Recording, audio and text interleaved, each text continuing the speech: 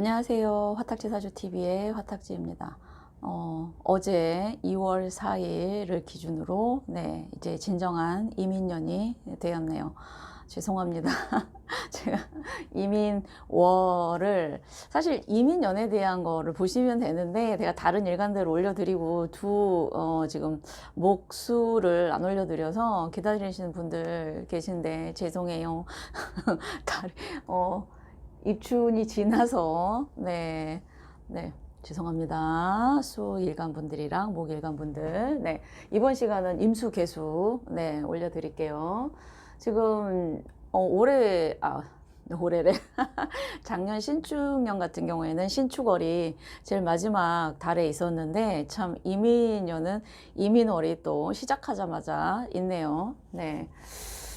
자, 이민 자체를 해석을 해드리면 임수는 수는 사실 죽음과 생명의 탄생이 공존하는 기운이에요. 그러니까 겨울이라는 계절을 생각하시면 지상에 있는 모든 생명이 땅속으로 들어가서 지상에는 생명이 안 자라는 것 같지만 봄을 기다리면서 다시 생명이 잉태되거든요. 그 기운이 임수라고 생각하시면 되고요. 자, 임목은 사실상 나무의 기운이라고 생각하기에는 조금 우리가 보는 직접적인 나무의 기운이라기보다는 이 안에 들어가 있는 천간의 기운이 무병갑인데요. 무토와 병화는 토양과 땅과 그 다음에 태양이에요. 생명을 기리기에 적절한, 거기에 임수라는 씨앗일 수도 있고 새로운 생명이 그 안에 맺혀 있는 기운이 이제 여기 땅에서 햇빛을 받으면서 이 갑목 자라는 어떤 준비를 하는 시기가 이민월이라는 거죠. 실제적으로 지상에서 어떤 목기운이 드러나기에는 조금 역부족인 달입니다. 그래서 사실은 지금 입춘이지만 입춘은 인간이 느끼기에는 아직 춥고요. 입춘 지나서 더 추워지는 것 같아요. 하늘에서 하늘의 기운이 그냥 봄을 알리는 기운이기 때문에 느낌만 봄이지 사실상의 봄은 청명 4월쯤은 돼야 사람이 느끼기에 이제 3월 말이나 4월쯤 돼야 느끼는 거니까요. 이 씨앗을 어떻게 하면 잘 자라게끔 하느냐라는 어떤 기반을 다지는 때다라고 생각해 주시면 될 것 같고요. 자, 임수와 개수가 있는데 임수에게는 비견과 식신이고 개수에게는 겁재와 상관이에요. 자, 법륜도에서 보면 수, 목, 화, 토, 금으로 봤을 때 수와 목의 기운 쪽인 거죠. 자, 이쪽이 강해진다라는 거는 사실 이쪽이 특히 관 쪽이 이제 약해지는 거를 의미하죠. 나의 기운과 나에게서 나가는 기운이 세진다라는 거는 요쪽의 기운이 관인 쪽이 약해질 수 있는 그런 게 있습니다.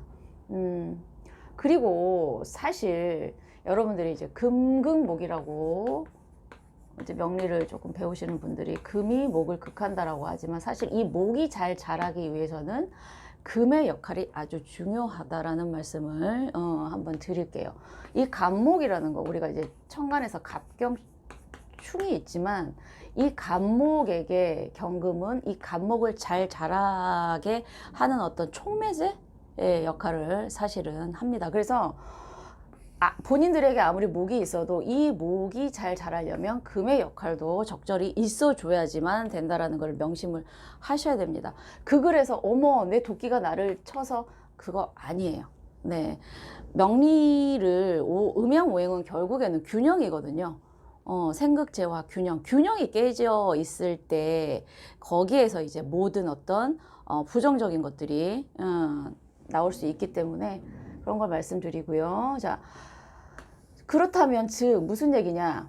임수에게는요 비견이라는 자기의 일간을 잘 키울 수 있는 토대, 그리고 개수에게는 겁재라는 자기 안에 있는 또 다른 욕망 체계일 수도 있고요. 또 다른 욕망일 수도 있고, 즉 그거죠. 겁재가 들어왔을 때는 평상시에 본인, 더군다나 음일간에게 양의 겁재가 들어온다라는 거는요 어떤 의미냐면 개수에게 정화는 편재인데 이 정화와 이 임수가 임정합을 해요. 편재라는 거는 내가 정제랑은 달리 매일매일의 일상에서 규칙적으로 생활을 하고 규칙적인 어떤 경제 활동을 해서 벌어들이는 게 아닌, 그런 거는 아닌데, 어쨌든, 조금 그런 거를 꿈꿔보는 거예요. 사실 편제라는 게 반드시 돈과의 연결을 시키는 부분만은 아닌데, 일단은 돈하고 연결시켰을 때는 내 수입 외에, 고정 수입 외에 또 딴 거에 대한 욕심을 부린다든가, 또는 남자분들에게 편제는 내가 만나고 있는 여성 외에 다른 여성이거나 다른 사람의 여성이거나 그런 걸 의미하기도 하고, 조금 일탈이나 모험을 의미하기도 하고, 그런 거기 때문에 개수일간 분들에게는 이 겁재가 긍정적인 뭐든지요, 한 단어가 주는 긍정 부정은 없어요. 그게 어떻게 쓰일 거냐예요. 사람이 욕망을 잘만 쓰면 성공 한 단계 위로 업그레이드 될 수 있는 그런 게 되고요. 욕망은 양날의 칼 같은 거거든요. 잘못 쓰면 파국으로 가는 지름길인 거죠. 그거를 잘 조절하는 거는 결국 관과 인성이 어떻게 조절을 해주느냐가 문제라는 얘기입니다. 그래서 개수에게는 이 겁재를 어떻게 하면 내가 이 토양에서 잘 올라가게 뿌리 내리게 하느냐가 이민월의 중요한 관건이다 라는 거를 말씀을 드릴게요. 비견과 겁재의 차이는, 비견은 내가 보여지는 그대로의 나예요. 사실은 임수가 갖고 있는 씨앗, 회임이라는 어떤 새로운 생명을 잘 만들어서 그 생명을 잘 키우는 거, 그리고 평상시 남들에게 보여지는 나의 겉모습이라고 해야 될까요? 그런데 개수는 겁재죠. 남들에게 보여지지 않은 나의 이면의 나의 욕망을 키우는 기회가 된다라는 거죠. 그리고 비견이 이렇게 천간으로 들어올 때는 자기의 정신력 또는 자아가 좀 강해지는 측면이 있습니다. 신약한, 그러니까 줏대가 조금 약한 신약한 임수분들에게는 본인의 주관이 조금 더 강해질 수 있는 기회가 되는 거는 좋지만, 비겁과 식상 쪽이 너무 많으신 분들에게 또 비겁 식상이 온다라는 거는요, 이쪽이 깨지면서 결국에는 본인의 말과 행동이나 본인의 생각이 주변과의 모든 갈등 요소를 불러일으킬 수 있어요. 내가 곧 법이다, 내 말이 곧 법이다 될 수가 있거든요. 관인이 무너진다라는 건 내가 사회에서 다른 사람과의 관계성에서 자신을 숙이고 다른 사람을 타협하고 있는 그런 게 안 된다는 걸 얘기를 하는 거예요. 그리고 겁재는 제가 충분히 설명을 드렸죠. 네, 평상시에 나답지 않은 과감성, 네, 그리고 약간 무모함, 이런 게 그거 잘 쓰셔야 된다라는 말씀을 드릴게요. 그래서 네, 비견이 좋다, 겁재가 좋다라는 단편적인 어떤 십성의 해석보다는요, 그 사주 전체에서 조화를 보셔야 될 것 같다라는 생각이 들고, 결국 이 식상을 재로 화로 어떻게 잘 빼서, 네네네, 이 식상이 결국에는 관을 무너뜨리지 않고 식신생재에서 재생관돼서 이렇게 갈 수 있는 구조가 될지를 보셔야 되겠다. 다행인 거는 이 임목 안에 관까지, 재, 관까지 갈 수 있는 구성이 사실은 있습니다. 여기에서 이 금이라는 구조가 이 식상을 어떻게 잘 다스리느냐는 또 하나의 또 관건이 되겠죠. 자, 일단 인이 이렇게 부딪힐 수 있으신, 인이 있으신 분, 그러니까 이민일주겠죠. 이민일주 같은 경우에는 인이 하나가 더 들어오죠. 자, 제가 인이 이렇게 붙어 있을 때 이 반대의 기운은 신금을 불러온다라는 얘기를 했을 때, 이게 인신충하고 사실은 어떻게 되는지 좀 헷갈리시는 분들이 계실 수 있어요. 사실 모든 어떤 이론을 제가 임상에서 다 체화하거나 또는 실제 상담을 통해서 다 깨닫거나 터득하지 못했기 때문에, 저도 어떤 거는 이론에만 의존할 수밖에 사실은 없거든요. 그 생각이 드는 거죠. 기본적으로 식신을 깔고 있는데 또 같은 기운이 들어온다라는 거는 두 가지의 기운이 너무 배가 되면 과함을 불러일으킬 수 있다라는 거예요. 제가 아까도 말씀드렸지만 명리는 균형을 가장 중시한다고 말씀드렸어요. 오행이 균형이 깨지는 순간 몸에서 병도 나고 정신도 이상이 오고 생활도 파탄이 나는 거예요. 그러니까 인이 두 개 붙어 있기 때문에 이 신이 하나 와주면서 이 중간에서 양 조절을 해준다라고 생각하시는 게 가장 좋으실 것 같다라는 얘기죠. 네. 그래서 이민일주가 이민월에 뭔가를 하고 싶어도 한편으로는 이 편인 부정의 기운이 살짝 들어오면서 약간 멈칫 할 수 있겠다라는 걸 그런 의미라도 해석까지 할 수 있지 않을까 싶고요. 그 다음에요. 자, 만약에 본인의 사주에 묘하고 또는 진이 있다. 뭐 인진이 되면 사실은 묘를 또 끌어온다는 그런 설도 있고요. 인묘진 이렇게 해서 목국이 너무 강해져 버리는 분들은 특히 토가 무너지죠. 토가. 네. 본인 사주에 저는 토 짱짱해요. 그러신 분들은 괜찮아요. 그런데 인인 자체도 그거 하지만 인묘진이 여기에 목국이 강해져 버릴 경우에는 이게 목이 너무 강하면 목생화도 잘 안 되고요. 네. 그러면 목이 토를 극하기 때문에 여기 두 개가 이제 좀 잘 안 되는 거예요. 그래서 저는 인묘진으로 되시는 분들이 가장 조심할 거는 사실은 조심한다고 나에게 오는 객관적인 어떤 외부상이 완전히 바뀌는 건 아닌데 이럴 경우 이런 분들은 약간 관을 떠나 있는 어떤 그런 케이스들도 있습니다. 즉 목국이 되게 강하다. 아, 이날 출장이 많이 잡혀 있거나 또는 내가 일부러라도 자꾸 좀 외부로 또는 집을 좀 떠나 있거나 아니면은 잠시 직장과의 뭐 트러블이 있거나 이동이 있거나 이럴 수가 있겠다. 이런 생각이 들고요. 그 다음에 오가 있으신 분들은 인호합화로 가기 때문에 오히려 순조롭게 식신을 빼질 수 있는 구조가 되죠. 네. 자, 신금이 있다. 그러면 임신일주가 되겠네요. 그런 경우에는 직접적으로 사실은 인신충이 되죠. 네. 편인이 있어서 어떤 행동을 할 때 늘 생각이 많았었는데 식신이 오면서 편인과의 충돌을 하면서 본인의 편인을 조금 깨주는 측면에서는 괜찮다. 그리고 아까 제가 목을 잘 쓰려면 결국 금과의 충돌이 받쳐줘야 된다 그래서 일단 긍정적으로 보는 편이기는 합니다. 사실 식신을 편인이 와서 부딪히면 그거는 제가 살짝 그거 하긴 하는데 편인을 식신이 와서 근데 어쨌든 충을 하는 과정에서는 긍정과 부정이 다 발생될 수 있기 때문에 일지의 충은 일단은 건강적인 측면을 좀 보셔야 되는 것도 있습니다. 본인 사주가 튼튼하고 평상시에 건강하면 크게 걱정하실 거는 아닌데요. 확실히 제가 실제적으로 일지충은 조금이라도 감정이든 아니면은 어떤 네네네네 어떻게든 이 장기에 미세한 영향을 주는 것 같더라고요. 그래서 인신충 있으실 수 있고요. 건강과 또는 식신과 인성의 차이이기 때문에 이게 성별에 따라서는 본인의 아이와 그다음에 내 생각과 또는 나의 부모님들과의 조부와의 충돌 뭐 여러 가지 가족적으로 볼 수 있는데 인목도 그렇고 신금도 그렇고 사실 역마끼리의 기운이기 때문에 어떤 환경의 변화, 네, 내 일신의 변화 있을 수 있어요. 그리고 임묘진 했었고 자 계사일주 같이 사화로 인사형 또 인사신도 있죠. 네, 사명 인사형은 금이 타격을 받아요. 사실 네 금이 타격을 받아서 금이 인성이죠. 가뜩이나 제가 이쪽에 강하면 요거 약하다고 했는데 금이 타격을 받는 건 인성의 타격.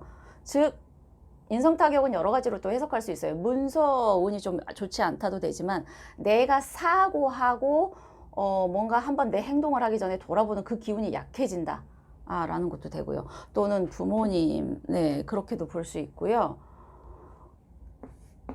인사신 사명으로 걸린 케이스에는 이 인사신이 볼게요. 식신과 편재와 네, 편인과 세 개가 삼형살이라는 거는 결국 세 개의 기운이 너무 이제 강한 애들끼리 뭉쳐가지고 약간의 있던 감옥을 이루는 형국이에요. 그러니까 답답함과 그 안에서 여러 가지 건강적인 측면과, 그러니까 형살로 묶일 때는 억지를 부리시면 안 되는 건 있어요. 내가 억지로 한다고 그 감옥이 쉽게 깨지지는 않거든요. 이 오행의 기운으로. 그럴 땐 마음을 비우시는 게 일단 제일 좋고요. 그리고 사주 원궁의 기운과 본인의 경험치와에 따라서 형사를 아무렇지 않게 넘기시는 분이 분명히 계세요. 그래서 모든 살이 한 개인에게 똑같은 강도로 오는 게 아니기 때문에 형사를 너무 걱정하지 마시고, 내가 형사를 한번 겪어서 그때 내가 너무 힘들었다 하는 분들은 일단은 경험치가 체화가 되잖아요. 그런 경우에는 조금 더 수월하게 넘길 수도 있습니다.